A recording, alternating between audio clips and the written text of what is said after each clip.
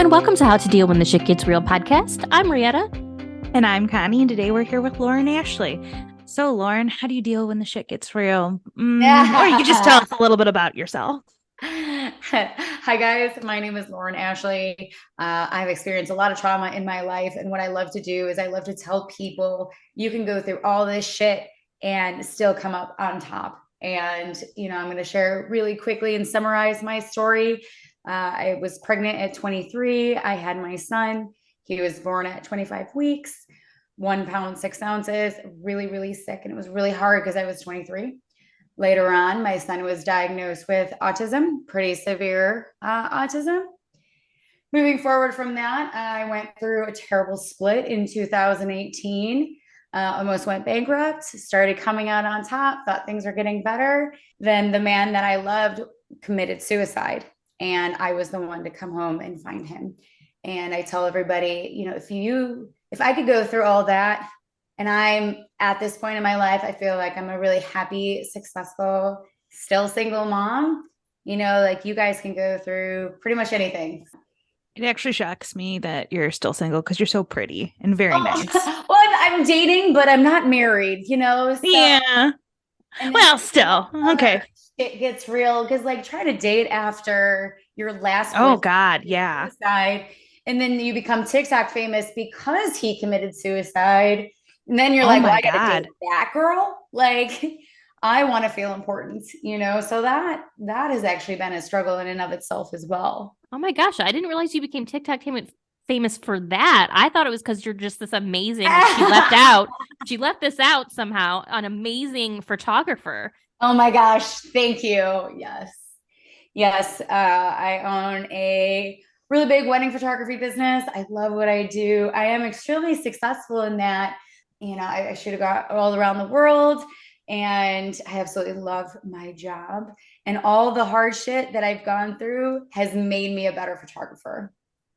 I love that. Definitely. That's a great way to look at it. So starting from the basics before we get into the crazy, how did you get started in photography? So how did I get into wedding photography? So a girlfriend of mine was looking for a wedding photographer. She couldn't find anyone that she liked. And she was like, hey, I know that you used to model when you were younger. My budget's around $5,000. Who do you recommend? And at the time I had a son and he was very sick. And I was like, oh my gosh, I don't make $5,000 in a month, let alone one day. Wedding photographers are making that much money. So I was just mind blown. I wound up doing a lot of research. I joked with her and I was like, I'll photograph your wedding. She's like, no, that's okay. And I didn't photograph her wedding. But a little while later, I became obsessed with everything. And it sounds kind of bad because initially I went in it for the money. I shouldn't have thought that way, but it wound up becoming an obsession for me. It's also let's be real. You're being honest. That's how it started. It might not be that way now, but correct. Yep. If I could do it for free, I would, but I put food on the table. So. And it's still time, and your time is always valuable. And that equipment is expensive. It was so expensive. I took out my life savings to buy all of my equipment when I first started. And it wasn't a lot, when you're 23 years old, you're like 10 grand is a lot of money. It is a lot of money, but my mom was a lot of money. Don't do that. Don't do it. And I, for something told me, do it. And I did. And here I am almost 10 years later. And I can 100% say I love what I do. Well, if I ever do have a wedding, I know who I'm calling. I love that. I know. I almost took pictures of you. I was like, what are you doing? I know. And I was so excited. And of course my husband is like, I'm gone this week. And I'm like, I hate you. I'm like, no, I'm so sorry. No, not your fault. So is it hard to stand out as a photographer in Chicago? That's such a big prevalent city, or does that not play a factor in it? When I first started, the biggest thing that I did was get a mentor. And what he taught me was, in order to be a high-end, now I'm not just a photographer, I consider myself a high-end luxury photographer. You need these 4 things. You need wow photos, which is only one of 4. You could be a great photographer, but if you don't have these other things, people are going to look past you. Number two, you need a great personality. You need to have that bubbly, outgoing, fun loving, but still be direct, because you still need to like direct and move someone's day in an effective form, but still be that, oh my God, this is so amazing, right? And I'm 100% that person. That there's also a book, it's called The Likability Factor, and then How to Win Friends and Influence People, all those different books. I read a lot of them, having and creating that concept of like people genuinely liking me, not only as a person, but a photographer. Number three would be your style. So right now I'm also going viral for this stupid reel of me walking in super high-end dresses that I wear for weddings. So I wear very high-end dresses because I don't necessarily always dress for the job that I have. I dress for the job that I want. And you know, if it's a black tie wedding, I wear a full gown, and people are like, I've never seen something like that before. But that's what makes me different. That's why people hire me. Number four would be celebrity status, which I did acquire for different reasons. But I truly believe that, because then people are like, wow, she has 750,000 followers. Like she must be something, and they're more apt to hire me. So I do, I feel that but still always working on those four things. You know, I'm really into the education side of things, and I'm never like, I'm the best. I'm always who's better than me in certain areas that I'm not good at yet. And then I go and study under them as well. That's awesome. Thank you. I saw that reel, but only on Instagram. I'm not on a TikToker. And like, I thought it was so cute, and I didn't even realize that like it went viral. So good for you. On Facebook for some reason. Right now it's at like 3.5 million views. And I was holy crap. I know. I was like, I've never had a reel on Facebook go viral before. And people are mean. Yeah. Like that is one thing I'll tell you people about. are mean. So mean. Why do you gotta make fun of my forehead? Like I'm already self-conscious enough. Like it's just like that's not nice. The things that people will say that you're the most self-conscious, or they say the things that you didn't even know you were self-conscious about before. And then now all of a sudden you're like, do I walk with my mouth open? I didn't know that I did that. Oh my God. Seriously? See, I look at you and I'm like, Lauren's the same pretty person she was when she was 17. Like she looks exactly the same. Like, here we go. But I mean, look at what happened right now. I mean, with the Titanic sub missing, all I've seen are nasty comments. And it's like, come on, people lost lives here, guys. Like, let's not be nasty. But we're not here to talk about that. Well, people shouldn't be mean, because I just realized who you remind me of, and it's Kate Hudson. Oh yeah, I do get that quite often. I was like, she looks like somebody to me. Who? I do get that sometimes. So thank you. I take that as a compliment. I think she's beautiful. Oh no, definitely take it as a compliment. It's meant to be one. So what's some of your favorite aspects of being a photographer? My favorites. My favorite thing in the entire world is having an emotional bride looking at her pictures and crying over them. Oh, yeah. Because like I made a difference. Like I made a difference in their life when they like look back at these images 25, 50 years from now, like maybe when mom's not around, when grandma's passed, like those are the moments where they're going to look back at these images and just be like, this was the best decision that I ever made. And being told that. And I give 120% when I shoot. So it's not just like, oh, I go and just take a couple pictures. It's like my whole heart and soul goes into this, and I'm looking for those moments. So for me, that's my favorite aspect. But like I said, it's mostly about the bride and groom and just making a difference and a huge life change possibly for them, just to have, not a life change, but just to give them this priceless memory of hugging mom, giving grandma a kiss on the cheek. Like, you know, they might not ever have that opportunity to be in the same room with all of those people ever again. Yeah, absolutely. So is there a reason that you only do weddings? Like, did you just decide that was just your niche? So I do actually, we just started promoting that we actually do more things, but photography is definitely my bread and butter. So it's like really hard to be like, and I'm going to talk about money for just one second, but people are willing to hire me for X amount of dollars than be and maybe only work for an hour and not make what I typically make for a wedding. So plus I also have Monday and Friday free for my son, who requires a lot of attention and care. So even though I do work every single day, probably 80 plus hours a week, I'm home. And if he needs me, I'm available to him. Makes sense. Mhm. So, not everybody's a photographer, but a lot of people are looking for a photographer. So, what advice would you give for like the regular person looking for a wedding photographer or even just for family photos? Like, what advice would you give them? Yeah, so if someone's looking for a wedding photographer or family photos, what I would recommend is do your research just because there are so many scammy companies out there where, they will take your picture and then they will hold your images hostage, to the point where you have to buy them. I do recommend small businesses, not like the big box companies, just because a lot of the big box companies will have a lot of hidden fees and they're not that great anyway. So do your research, go on Yelp, go on Google, look at the reviews, see what people say about them.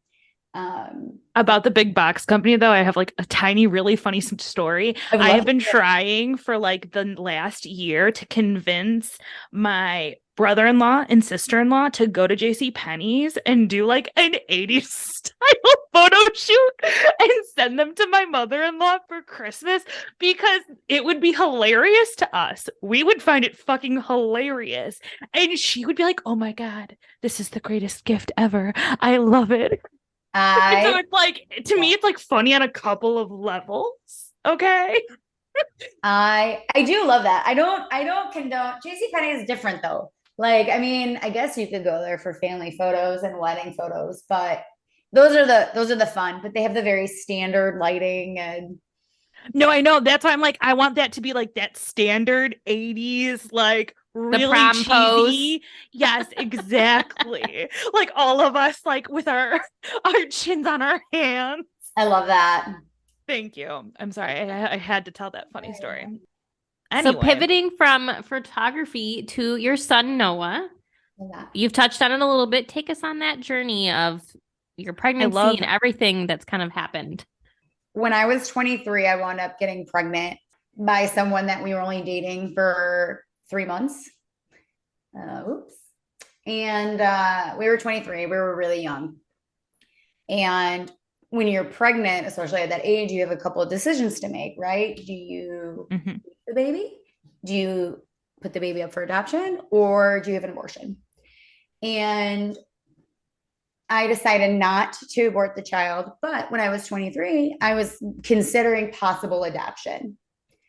Then I got really sick. I got sick with a disease. Well, it's not a disease, but a sickness of preeclampsia and HELLP syndrome. So basically, what was happening was my body was rejecting the child because the child was killing the host, meaning me. So my body kept thinking that Noah was bad and my body was trying to miscarry him. I do have a theory. I was getting a lot of acupuncture during that time. And I believe that the acupuncture actually held him in for a little bit longer. Interesting. It is very interesting because I was like, the doctors were like, technically, your body is aborting the child, but now you're 25 weeks. So now the child can live outside of your body. Like, we don't know because I kept feeling sick. And I was like, why do I feel sick? And my doctor explained to me basically, he believes that, not all miscarriages, but some miscarriages, sometimes there's something wrong with the genes and your body knows that and it rejects the child. So that's basically what the theory was. I got really sick. I wound up going to the doctor, and the doctor's like, "You're not going to live past 10 days." So that was very scary for me. I kept thinking I was going to be a bad mom. I'm a bad mom because I like wanted to keep my child in as long as I could. And once my doctor is like, "You're not going to live past 10 days based on your numbers," because my kidneys and liver and everything was failing, started dying essentially. I started getting really crazy tunnel vision. I couldn't breathe. I couldn't see. I remember Crazy. it was terrible.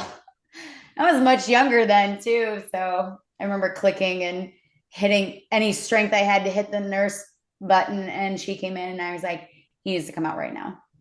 They ran my number. Sure enough, my platelets and everything were dropping. They were really worried for me. They did an emergency C-section. They were afraid that I was going to bleed out because a lot of my platelets. Yeah. When they took him out, I heard a little kitten cry, and I was like, Oh, alive. Like, that was my fear, right? And they took him away. And we were hooked up to a lot of like oxygen tanks and feeding tubes and all these different wires and CPAP. And it was a really hard time. He was there for about 6 months. And a very long story because we wound up having to transfer from Rush Hospital downtown Chicago to Christ because they wanted to trach him. And there was a little voice that was like, he doesn't need to be trached. You need to get a second opinion.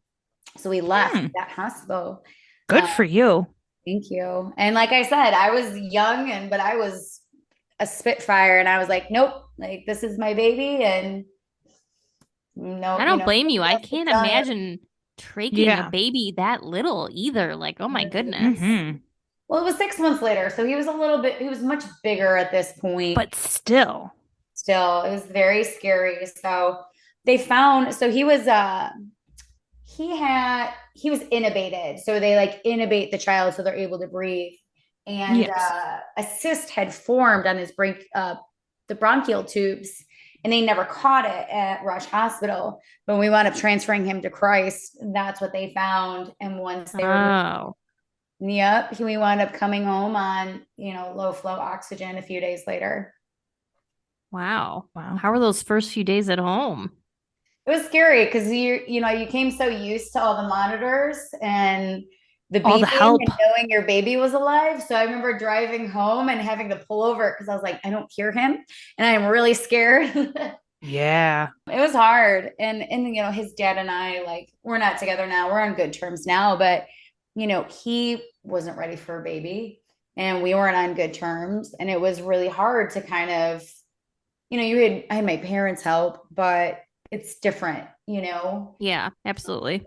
wanted that support from him. And, he's, we're much better now, like I said, but back then it was like, we were just young kids that just didn't know any better. Wow. Oh, my heart. So, yeah. So, how did you realize that he has autism? I knew really early on. I don't want to make this a whole political thing because it can be taken the wrong way, but there were things that happened, multiple things that actually happened that I believe like caused a lot of problems, kind of like, I don't want to say induced autism because you can't prove anything, but there were a lot of things that happened. And one day he just stopped talking, and What? yeah, he was talking, and then something happened and he stopped. I mean, it was like mama, dada, baba. Like that was it, right? Like those are But still. something. And then he stopped talking, and I was getting really concerned. I kept telling people there's something wrong, there's something wrong. And even the therapists, they were like, no, he's just premature. And I was like, no, there's something wrong. Like You don't just go from speaking to nothing. Yeah. I would be very concerned if my son, because he does all of those words you're just saying right now. And if he all of a sudden stopped, I'd be like, what's wrong? Correct. I know you probably don't really know, but did you ever think because he was premature, it had any link to his autism? I know you can't know that for certain, but yes and no. So they claim, like, if you whack your head, you get brain damage. You don't get autism. So they don't see brain damage. They see neurological internal damage. That's basically like what autism is. It's like a misfiring of the brain. It's not like he had no oxygen and there's damage. I mean, okay, he did have issues with that. I think it was a lot of different things that have happened that caused that, especially maybe severe autism, right? Where he, is at the level of an 18-month-old and he's 12 years old. Wow. So he's still not speaking. He speaks. He just doesn't Very speak little. well, or like at a 2-year-old level, 2, 3-year-old Okay. level. Does he use something to communicate with you or to help him communicate with you? He used to use a speak to talk, which is like a little tablet thing that has like words on it, but he doesn't really need that because he can verbally communicate. Okay. But if I don't understand what he's saying, I will hand him my cell phone and he can type out what he wants to say. Oh, Well, that's okay. good. Wow. What other tips or tools do you use to help your son? Anything that you found that like was the best? So we're actually in the process of stem cell therapy. Yeah, that was a small fortune. But we've gone through the process of extracting them. We just haven't injected them yet. I have high hopes for that. It's very expensive. It was like $14,000. I'm hoping it'll help a little bit because basically what it does is the stem cells go into his brain, repair like certain parts of his brain and Oh, like neurological things and stuff like that. Other things, I mean, obviously is therapy, ABA therapy, or is a lot of things that we do. I think it's just like a mix of like a lot of things and dedication and not just giving up on your child. So, hmm I'm willing to do anything. And, we're in a public school, but we get therapy after. And like for a while, we were just doing only ABA and we didn't think that was working. Then we did half public school, half ABA. Then we were like, let's go to full time ABA. So it's just trying a bunch of different things. to see Um, what clicks. yeah, and there's never a perfect answer because, like, hmm for these kids, what happens is it might work for a little while, like certain medications, and then it doesn't work anymore. So there's no one be all, like, it solves everything. Yeah. It's just taking it one day at a time and hoping that something helps. I I like mean, it. I'm interested to know if it works. So make Yeah, sure you let us definitely. know what happens. Yeah, yeah, we'll see. The company's really hush hush about it because they are worried that the FDA is going to shut them down. So initially, the FDA didn't want this because you're basically Yeah. creating medicine from your own body, and the FDA wants to, I believe, keep Oh, no, everybody definitely. sick. That's my thought and process. So they're kind of like, don't promote our company too much because we're afraid that we're going to get shot in our sleep. I mean, they legit hmm feel that way because like they're Wow. worried about what people, Will do. yeah, if like the FDA or like, people are going to go out to get them. Oh, yeah. And I mean, that's very valid because my brother has a spinal cord injury.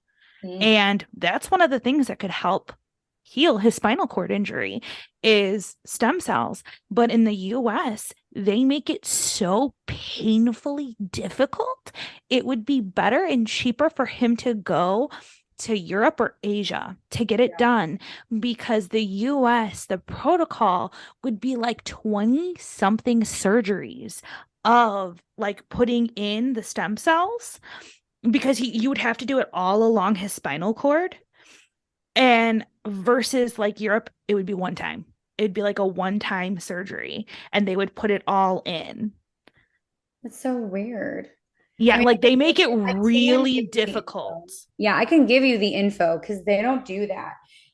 What they do though, so we didn't do the bone marrow stem cells. We did the fat cell stem cells, which is a little bit different.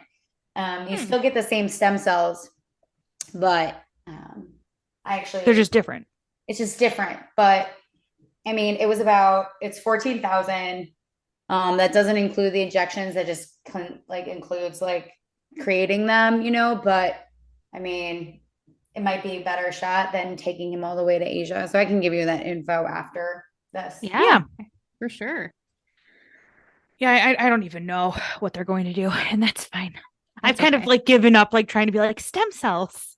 It's still new too. You got to give him time. It's only been, Oh it's only been a yeah. little bit. And they're also looking at like other avenues and other different like medicines to help try to heal him. So, Yeah.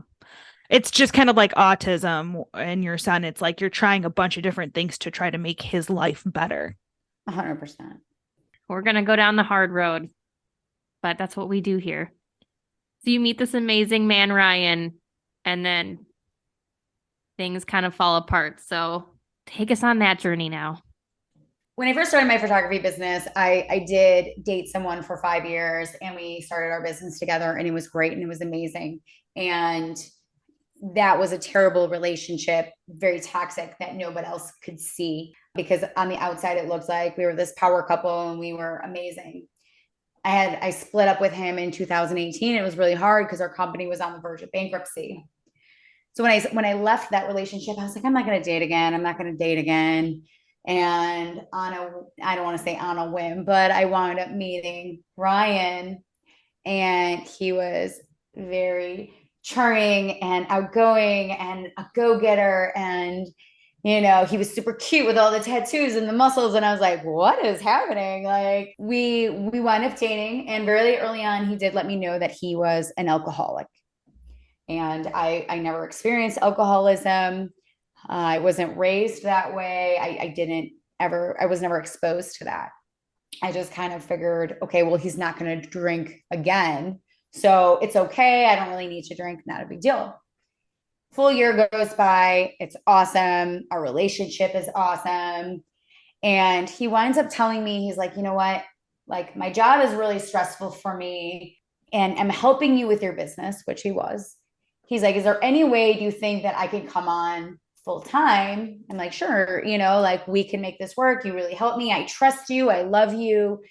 He winds up quitting his job. We were very frugal. He was really great with money, but he didn't really take a salary. I just gave him a place to live and food and things like that.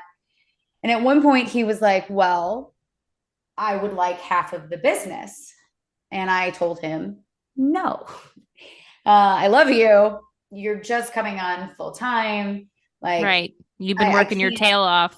I've worked so hard and I value and appreciate you're getting me out of bankruptcy and things like that, but I can't do that. And that caused him, I'm sorry, I shouldn't say it that way. He had a trigger because he went through a divorce previously and he lost everything in that previous divorce. So in his mind, it was like, I am terrified that if we break up, I will have nothing and I'm working super hard in her business. I find this out later, not, when he's having this trigger, and he winds up relapsing on Father's Day, actually, of 2019. Wow. The reason I mentioned that was on Father's Day, I was having a crazy trigger and I didn't know why. I was having a panic attack and I was like, why am I feeling this way? And it just made me realize like that was the moment where our relationship, and knowing who he truly was started to kind of like come to light. And it was really, really hard because he was drunk. He was in a running car and he was slumped over with vomit all over him. It was really scary. The first time he relapsed, we wind up going to AA. We wind up kind of figuring out, what he needs, medication. I'm there for him. I love him. I support him. My parents are involved and they're not too happy about it, but they're being supportive. People make mistakes. People have issues. Fast forward, we're living together. The business now is starting to go really great. We're no longer in the negative. Weddings are coming in. This is going well. COVID hits. People start canceling their weddings. Now people want their money back. Now we have no income coming in. It was very scary for all of us, for so many people. Yeah, I bet. Oh, definitely. He wound up relapsing a second time. And when he did, it was really, really bad. It's one of those things where like sometimes you don't know what you were fighting about. We were fighting. It was his birthday. He was angry and depressed. And I was like, I can't deal with this. You being so angry and depressed. Like, I need you to snap out of it. He winds up getting extremely drunk in front of me and my son. And I leave the house. He winds up threatening suicide. Police are called. My parents get involved. He tries to steal my van. It was like, this is not the life that I want. Yeah. I really wanted to love and support him, get him through this. But I told him, I said, Ryan, if you relapse, one more time, I'm going to leave you. And I didn't mean it in a sense of manipulation. Just, I always thought in the back of my mind that maybe he loves me enough not to drink. Mhm. So that's what happens with a lot of people that are married or dating or have a son or daughter. Like, if they love me enough, or if I give them enough love, they will stop being addicted. And that's just not the case. Obviously, he relapsed again. He wound up relapsing again in the summer of 2020 for no reason that I know of. And when he first started drinking, I started bawling hysterically. And I was like, something bad is going to happen. Like, I just had this gut feeling like something bad was going to happen. And I begged him and I said, if you stop right now, we will go get help and I will stay with you. But he couldn't stop. And he started drinking, and being around my son made me feel very uncomfortable. I wound up having a friend coming over, and I told him, I said, you need to leave. Like, I love you. You don't have to leave the state, but you can't stay in this house. I wind up telling him he has to leave. He winds up drinking and driving with his own vehicle that he just bought, because I wouldn't give him my vehicle. So he buys another car in cash, drinking and driving, and he winds up getting a DUI. Calls me while he's getting the DUI and says, I'm going to prison. Like, I'm going to jail. I don't know, 1 a.m. or something. And I'm upset and frustrated, but I can't understand him. I can't help him. I don't know what to do. I'm also frustrated at him because I was like, well, duh, you're relapsing, you're drinking excessively, you're driving. Like, I kind of knew you would get a DUI eventually. But I wound up being his 5th DUI. I didn't know that he had that many DUIs. I just thought maybe he had 2, which is still a lot. But the states, I guess, don't talk to each other. So he had 2 DUIs in Florida. He had 2 DUIs in Florida, 2 DUIs in Georgia, and then he got a 5th one here, or his 5th one here.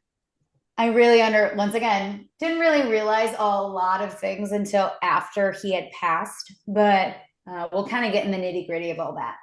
When he found out from his lawyer that he was going to prison because he had 5 DUIs, he just lost it.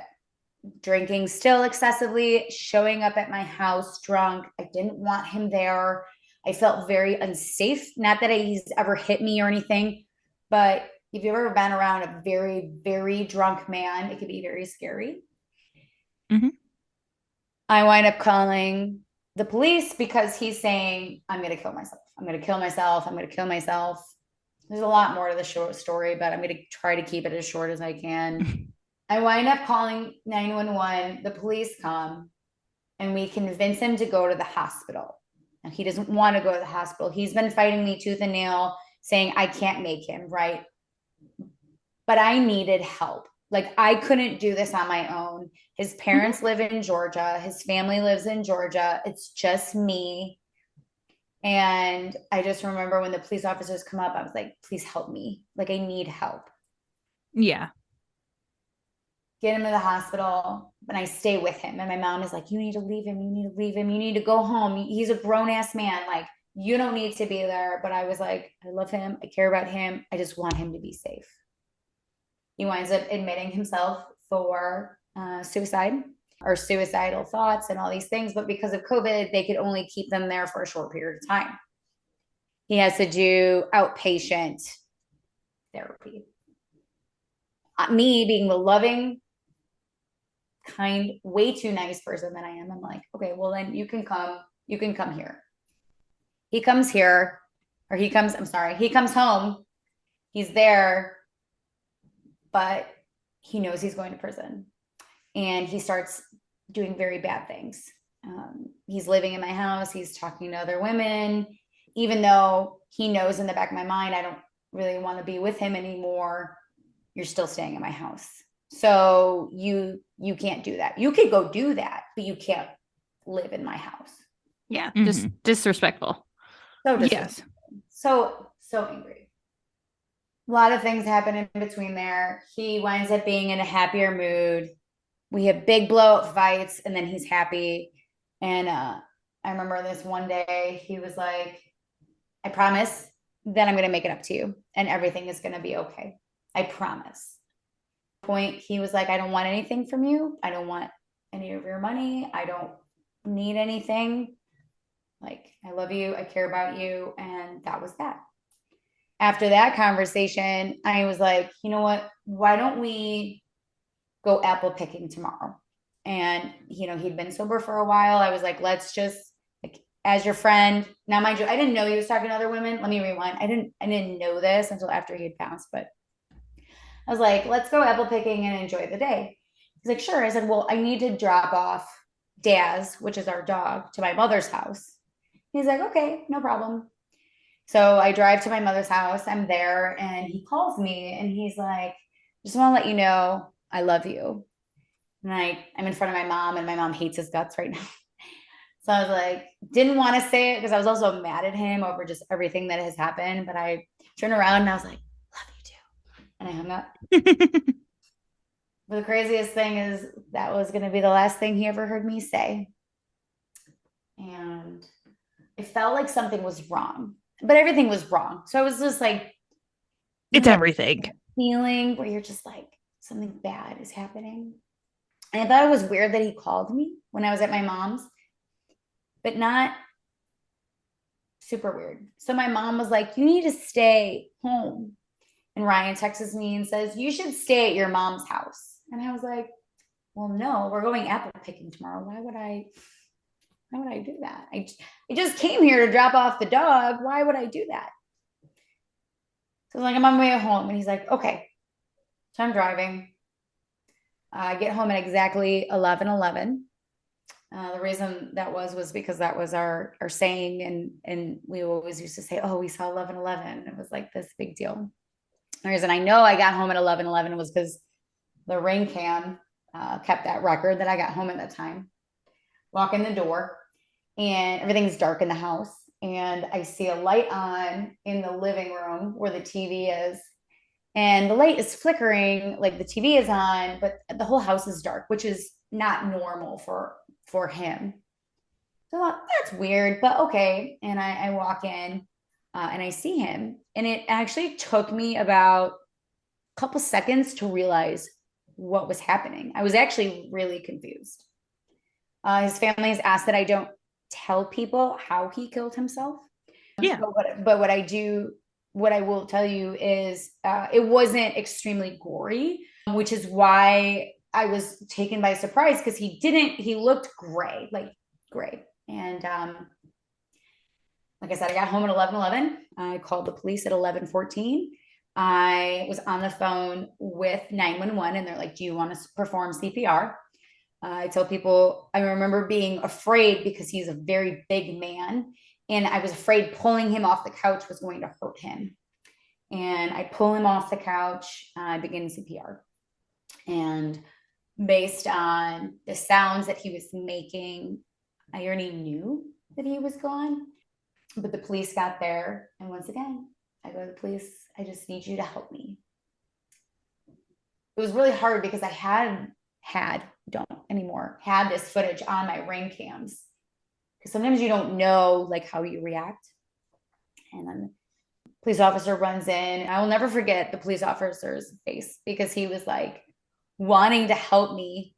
When people experience trauma, everybody reacts in different forms. And I just laid on the floor on my stomach, watching him perform CPR and a defibrillator on him. And the other police officers come in and he goes, you need to take her. Because I was like, I don't know how I was reacting. I don't know. I don't remember. I kind of like black out. Yeah, you block it out because it's so traumatic. Yeah. Police officers came in. They picked me up off the floor underneath my armpits and then brought me into the kitchen. And they were talking to me. Let me rewind. I'm so sorry.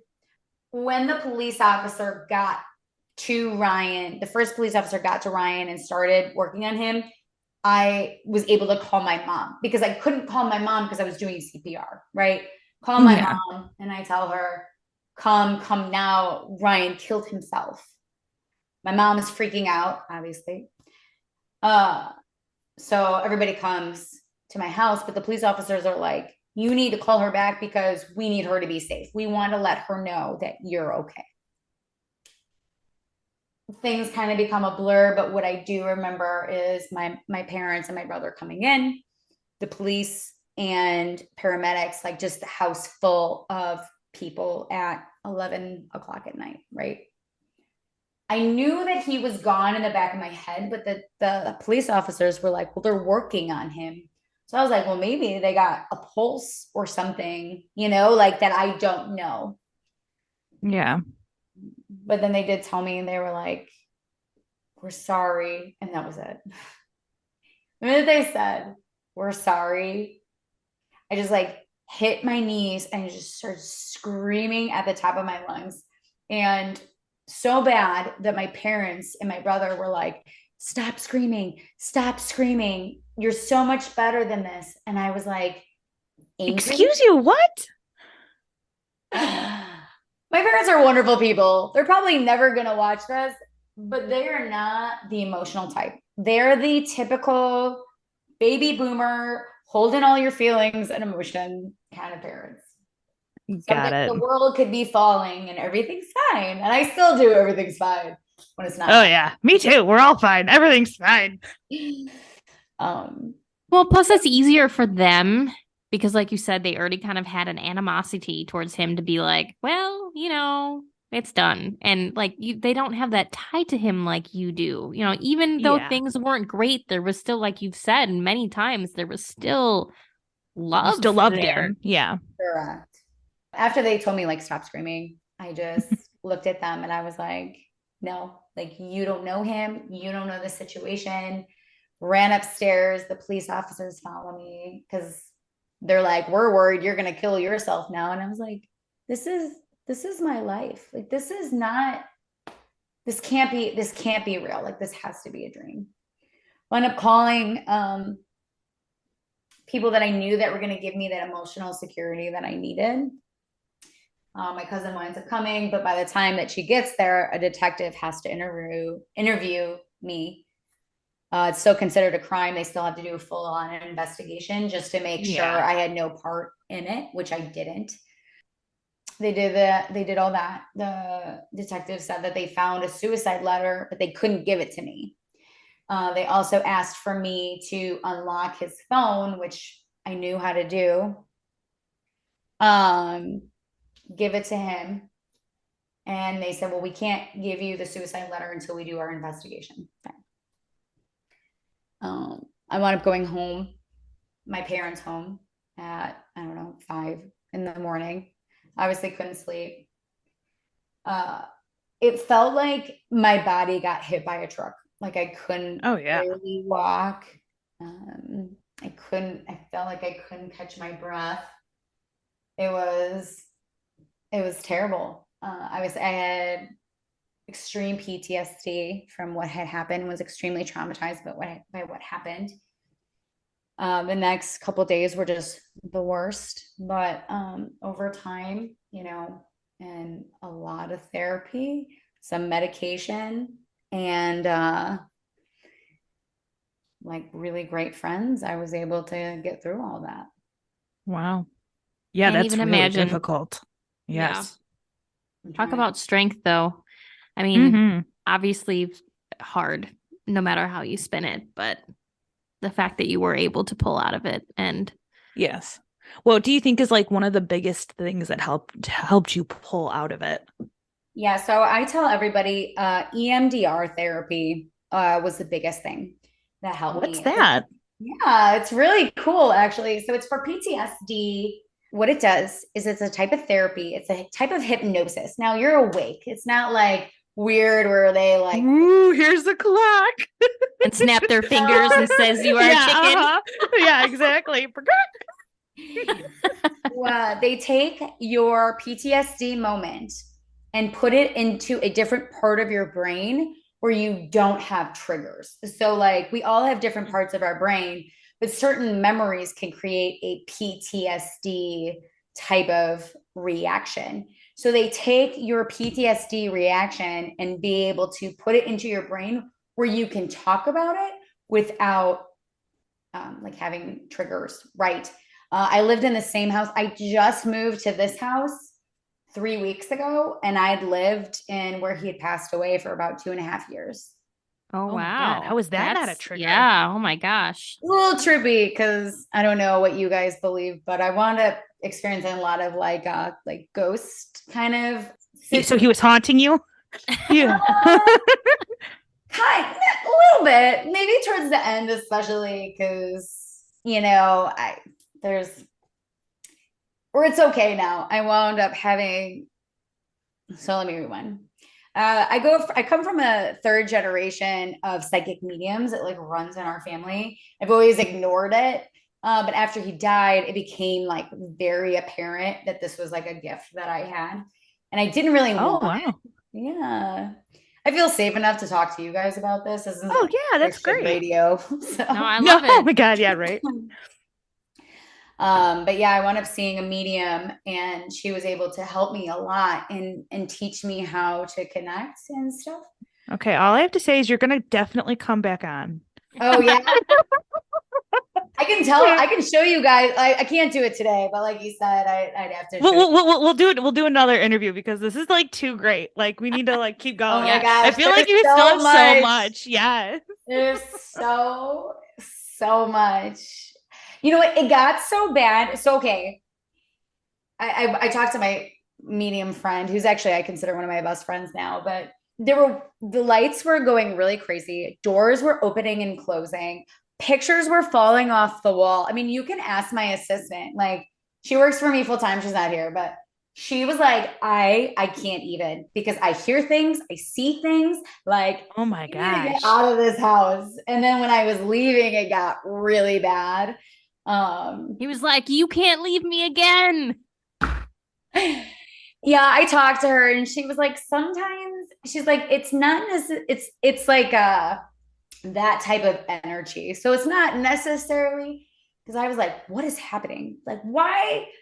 Like, you can't be mad I'm leaving. Like, it's time. Like, it's time now. Like, I should go. But yeah, we could talk about that at another time. Well, do you have Crazy. any other Yeah, what- leaving thoughts What can you for leave our us with? listeners? Yeah, what can you leave us for this round? Sure, 100%. Yes. So, first of all, if you have experienced suicide loss, like, I'm so sorry. You should not experience that. But I'm going to give you a little bit of advice on what to do right away. Number one, go see a doctor and get put on medication. There's absolutely no shame in being put on medication. You are currently drowning, and the medication will just kind of keep your head above water. So it doesn't change the situation. You're still drowning, but it just acts like a little life jacket to kind of keep you above water, just so you can get through the day. I'm very open about that. I still take some medication, and it's 100% okay. Just because the shock will wear off. So one thing for me was I felt fine for the first 2 days were really bad, and then I started feeling too good. And then when reality hit for me, I was like, like, I can't walk, I can't stand, I can't work. Like, this isn't. Yeah. Number two, there are a bunch of books out there that are great. One is Option B by Sheryl Sandberg. She really talks about why people act the way that they do and kind of why you feel the way that you do. There's another great book. It's called It's Okay to Not Be Okay. Also really great. It talks about exactly how your body is reacting and why you feel the way that you do and kind of how to heal. That's great. Yeah. Sorry, I'm going fast. No, you're fine. No, you're fine. Number three is finding a support that helps you. So if support groups help you, awesome. If you have a friend that's going to let you sit there and cry because that's what you need, that's also great. You need to find whatever it is that you need, but don't be alone. You're going to feel like you're alone. You're going to feel like you're alone in your feelings and your emotions. And then obviously some of the other things of eating right, not drinking. I had to not drink. People were trying to be helpful by being like, we want to make you feel better. Here's some wine. And you're like, okay, well, he was an alcoholic. So So no thanks. Thanks, but no thanks. A for Excessive effort. amounts of alcohol. Thank you, but that's not really enough for me. And then obviously EMDR therapy was like my number one. Like if you do anything and you have experienced PTSD, that is the number one thing. The lady that I found, it was $100. I had to do 6 sessions to say I was healed. I know that seems like a lot, but like I said, I lived in the same house for about 2.5 years. I could tell my story without reacting, but I still have triggers. Like Father's Day, I had a really bad trigger and I was like, why am I feeling like this? This was a long time ago. Pretty much it. And then my last thing that I want to mention is you just take it one day at a time. Oh, yeah, for sure. Get through this day and just keep going day after day. And we'll have to have you on for round 2. Thank you for coming, and we'll talk to you again real soon. And everybody tune in for episode dose of this one. Take care, guys.